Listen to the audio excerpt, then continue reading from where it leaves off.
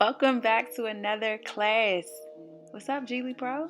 This is Geely Pro Talks with Anita J. And in this episode, we're tapping into part 2 of our conversation with Kenneth Brown Jr. as he discusses his pivot, his passion, how it all coincided, and it worked out for the good. Like, listen, he went to school for mass comm, wanted to become a sports broadcaster, but when he left, his father had a vision of him running the family company, and that's exactly what he's doing. And check this out, it's giving him fulfillment. This episode is for those who are catching themselves in that pivot moment where it's like maybe you just got your degree, but your first job is in a totally different industry or something you never expected. What do you do? How do you dig deep? How do you understand how to move forward? Well, this episode is a lot of pro advice, so tap in and listen up. Yeah, so yep. So he showed me all the real stuff, and then we had that formal tour. But at the time, the campus was beautiful. I wanted to go to Bowie State because I wanted to stay close to home. Okay. But I didn't get accepted from them until like 2 weeks before school, or a month before school was supposed to be started, because they sent letters apologizing and all this stuff, but it was too late. I already done sent my money in for the dorm, getting the dorm space and everything for UMES. So, but I wanted to be close to home. My father was like, nah, your mom ain't doing your laundry no more. You gotta go away. You about to be a man. You gotta go, you gotta be able to not be too far, but away of being a good distance away. So Dell State is closer than UMES, right? Okay. I'm throwing it in. I didn't know Dell State existed. All right, so before I take offense to what you just said, I want to move along. So I was took you out of character for a second. My bad.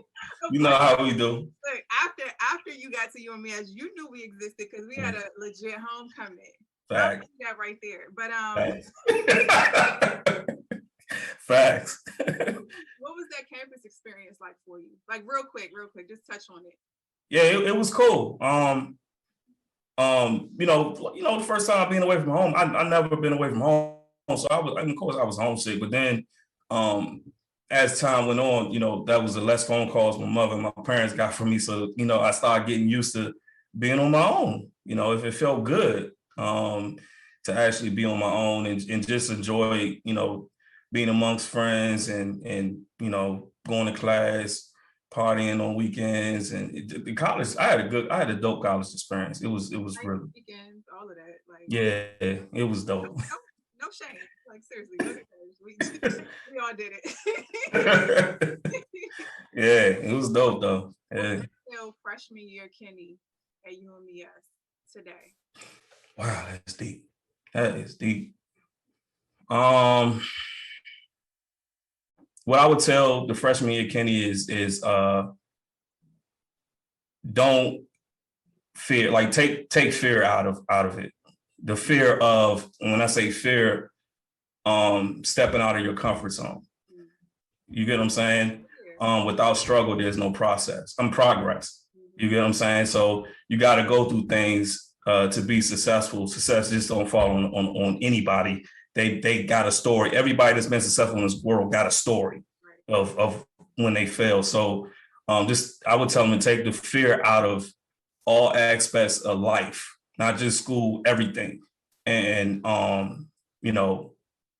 trust and believe in yourself, have that confidence, and also keep God in the mix if you're spiritual. But to anybody that's around the age I was when I was in my first year in college. But that's what I would tell young me. Time management is one of those things where I think everybody, if you don't learn that in college, you're going to have issues. I'm not going to say you're not going to learn it, but you're going to have issues getting out of it. Because that was like your first testing ground to just see how responsible you are as a young adult. And I used to tell my scholars all the time, you're 17 today, you turn 18 your senior year. You literally just went from baby to adult. Society does not look at you as your mother's child no more. They look at you as an adult. So every decision you make after your 18th birthday, you legit got to understand it's going to come with some type of responsibility. Right. No matter what that decision is. And time management is a big piece of college. Like, that's a skill set you have to master. That's what got me, and I'm grateful for UMES because they put me on they didn't just say you're on academic probation, you got to figure it out, and if you fall this again, we kick you out of school. They got programs for time management. So I actually sat down with a counselor, and she simply told me, "What do you do? What is in your day? What do you do during your day?" And I said I go to class. And then I may study for like 20 minutes, and she said, well, okay, what class are you studying? So she told me how to study for each course around my downtimes and the time that I used to go and play around, really. And when I go eat, when I go hang with the friends on the weekends, and what do I do on Saturdays and Sundays and things like that. So she put together a program for me, even during the week and on the weekends, on how to just you sit down for 20 minutes, do this, take a break, come back, finish up for another 20 minutes, and then that focus on that class. And then I put another 40 minutes of studying for something that we went for this class. But when I put it together, I was programmed to use that time management strategy throughout the rest of my college career. That's so cool. They have it. I wonder if they still have that. Like, yeah, I think they do. I think that. I mean, they should. Yeah, I would have something to say as an alumni if they took that away, because that's what got me through college in 4 years. yeah, shit, I mean, you said it, so now they know. Yeah. I think that's really cool. I was reading your internship description, and Okay. and I'm going to promote that with when we promote the podcast. But I was really intrigued about something that has just been ringing in my brain for like the past week. So I'm gonna preface it by saying this. I read a report from Bank of America. It was a white paper basically, and it was saying how that there are millions of jobs that are going to exist 10 years from now that don't exist today. And they're mainly going to be rooted, they call it the pink and green economy. So the health and wellness economy, and also the green economy. But every one of those jobs has something to do with data management. Oh. So when I saw the software that your interns will be able to adopt and use, or learn and adopt and use, I was like, this is so crazy, because when I was in school, and maybe you can agree with this, I was not learning about CRM databases. I wasn't learning about software as a service, SaaS. Yeah. I wasn't learning about cloud development and cloud management. I wasn't learning about how to work in a cloud with a team. I wasn't learning any of that, right? Right. So when I saw that, I was like, oh, shoot. Like, even with the job I have now at a law firm, it's like, I'm learning about stuff that legit is like Facebook for business. How to manage all of these functions. I mean, I'm dumbing it down for a reason, but it's just like, this new era of tech related things is just crazy. But to see that in an internship job description just really just. So can you speak about how the industry for you is changing? Okay, because I was getting ready to comment. That's exactly what I was going to say. See, in IT, you got to adapt with time. So normally the foundation of the company was founded on infrastructure engineering. And, that's anything from running a cable to setting up, running cables through closets and on each level of an office building, installing routers and switchers and setting up networks and things like that. I was through networking, the power of pivoting and trying to make a change and create a new direction for the company. That's when I was the one that brought a partnership with this company that I met, went to Canada, went to dinner with the CEO and with him and his wife and his daughter. We sitting there talking, and I was able to form a lucrative partnership. And I helped him identify a whole new market space inside the United States, because his company's located in Canada. So I found that, and we've been successful together so far with the federal government. And also now I'm taking another pivot, looking to do work with nonprofit organizations that affect positive change in communities, whether it's dealing with housing or anything in nonprofit related. So I'm able to have this software and automate tracking funding and reports and things like that. Instead of using Excel sheets, they can go to this fully secure platform and track all of the information that they want to track in their line of business operations. So, and also it can adapt to the processes that they want. And it's a new skill set. No one I have Canadians that have this skill set because this software is used in countries like Ireland and Australia, in the continent of Australia, and overseas, London. But it's used here in the United States, but you can't find no one with the skill set that you would need to do configurations on this platform. So what I wanted to do is give back. Yeah. So give the opportunity to have young kids get an internship and get industry experience, because when you get out of college, you can't just say, I have a degree, right, hire me. No, what they're going to say is how many years of experience you have. So when you're in college, you have to have experience. It doesn't have to be a paid job. It could be a non-paid job. What you want is experience. So when you get out, you can have that reference, that professional reference to say, yeah, he's done this for 3 years for us.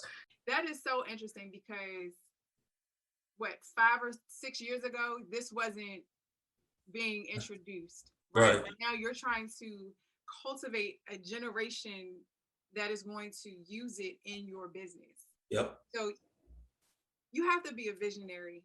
It doesn't just stop with, oh, I got my business incorporated, right? Yeah. You have to be able to transition with the times and with the economy and be able to teach that to the next generation. And whatever he put on my heart, man, I just follow. Really, I take all the experiences, and it's not my vision, his vision. He's been working with me ever since the beginning, where I thought I was going to be Stuart Scott, and I'm, might one day be a CEO of a IT company. So yeah. Are you fulfilled in what you do? Yes, it's a passion. It's not a job for me. It really is not. I when I go on vacations, I still break away for meetings because I'll say, man, I don't want to let this opportunity go just because I'm on vacation for 2 weeks here in Vegas or something like that. It's not a job for me. I love it. It's so funny to me because I do it so much. My father's like, Lamar, you need to take. Well, he calls me Lamar because I'm a junior. But he said, Lamar, you need to take a break. You need a, he sometimes he see me, stressing or whatever. He said, man, go take a break. Go to a restaurant, get some food or something like that or whatever. But it's definitely, the passion got to be there. If you want to be an entrepreneur, the passion has to be there. You can't just be in it for money. I know that's what we want to do ultimately, but you have to love it like you want to breathe. Yeah. I think after a pandemic, that is the mindset everybody has to have. Yeah. Be fulfilled in everything you do. And I'm telling you, from experience, it's a struggle when you are establishing yourself as a professional, but your heart's not in it. All right. You got to pay the bills. You got to spread your wings and, move and get a house and all. And you kind of get caught up in the life of, or you get caught up in building your life around that thing that's a pain point, which could be a job. But when you can wake up every day and be like, yo, I love what I do. I'm in my element all the time. No matter what happens, if it's good or bad, it's something that's going to help me grow and progress in this. That is a place in life that a lot of people don't get to reach. So I congratulate you for that. I'm still striving to get to that point where it's full-time purpose and fulfillment. Because like you said, it don't even feel like you want to clock, Right, it don't. Yeah, it don't. It really don't. And yeah, I'm blessed. I can tell you that. I'm blessed. And like I said, where you're headed to, your ambition gonna get you there too. If you're not already there. I mean, I see it like you there already, and it's gonna get better and better as time goes. I appreciate that. So a question I gotta ask before we leave, I ask everybody that I interview, the students that's going on my live, everybody that's gonna be on this podcast, what is something that you wish you would have learned in high school, or what is something that you learned in high school that they need to continue teaching? So what I wish that and I don't want to be trendy, but this is real, man. Financial literacy, learning how to manage money, learn the value of money, taxes, learn how to fill out a W-4 form, learn, we have classes in government that teach us the legislative branch, the judicial branch, the other one is falling from my head right now, executive branch. We learn all the levels of the government. I just felt as though, people need to learn about those type of things as well. We have, PE is good, you know what I'm saying? But like, come on, man. Like, it's been 4,000 people throughout the life of the NBA that's ever played in the NBA. So like, it's like, I get we got to stay in shape and things like that, but there's more things that we need to create time for in the school curriculum for people, especially in our community, because, really we are predominantly make up the majority of the consumers in the country. We a lot of people in our culture buy all of that, a lot of all that stuff. Yeah. So I would wish that that would be something that I could have learned, because I when I got out of school and I started making money and things like that, man, it's a lot to take on. It's a lot to learn. Applying for a loan, learning what an interest rate is, my credit score. Don't just go get a credit card in college, because that's where they go at the shark. I call them sharks. That's where they go to give people credit cards. But just learning everything about financial literacy and understanding on managing money. Yeah.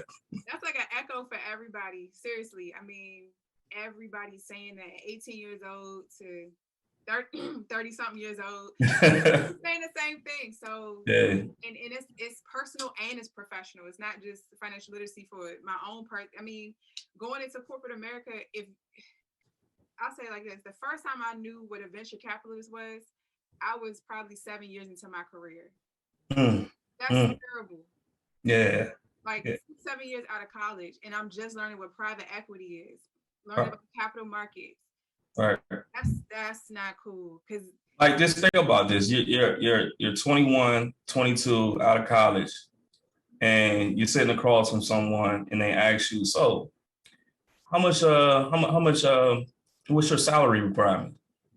I guarantee you a lot of those students are going to be like, they'll undersell themselves. They won't really get the full value that they bring. All of that wasn't taught to me in school. I had to learn that through, just going through it real time, That's so true. And now you're making me think about, even with the last job that I had, they asked me what my salary required was. And as a Black person, I immediately was like, am I asking for too much? Nah. This number. You know what I'm saying? And they told me more than what I asked. And I was like, now what if I would have asked what I really needed? Right. Yeah. So it's like this spirit of inferiority to make us underestimate ourselves. Yeah. Not assert ourselves, but it's also the lack of knowledge of not knowing what exactly do I need to get the goal. Like if I need to buy a house, if I need to locate, if I have student loans in my budget, like we don't learn that part of it. So it's a lot that can be addressed when we start facing this financial illiteracy problem head on, right? In terms of progression and seeing ourselves in those boardrooms and making the deals and having businesses that get acquired, because it's not just about the business that you have today, but maybe Apple can acquire this business 10 years from now. You still go get paid and go start another business. That's something else I learned in that whole financial literacy conversation. But we could wrap about that. Oh yeah. That's information right there. And that's why there's a lot of GDITs and like there's GDIT this, then there's General Dynamics. I mean, it's just so many different versions of the same company and they're doing exactly what you're saying. And I'll just say, I'll leave it like this. In business, you get what you negotiate, not what you deserve. Okay, I'm done. All right. Another question, but literally that just that killed it. Yeah. So say that one more time because I want to process that for myself. In business, you get what you negotiate, not what you deserve. It's nothing personal. It's what you negotiate. Business. Kenneth Lamar Brown, everybody. That's Chili Pro for you. Thank you. Thank you for having me. Yeah, I think we might have to have a part 2 just off negotiating contracts and what you do on a day-to-day. But we'll say that for another day. Thank you so much. Yep. Any other I think that's a good last word. Yeah, that's a good one. Just leave it like that, right?